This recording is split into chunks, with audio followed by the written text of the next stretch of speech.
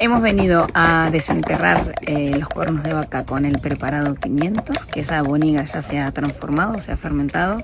Y lo que estamos haciendo ahora es quitarla de los cuernos para luego poder utilizarla en la viña para darle vitalidad y aportar diversidad microbiológica. Terra Dinàmica és la primera entitat legalment constituïda en el tema de biodinàmica a Catalunya. La biodinàmica, en certa manera, és una manera diferent d'entendre la terra, realment ja té més de 100 anys, i ha sigut la punta de llança per l'agricultura ecològica.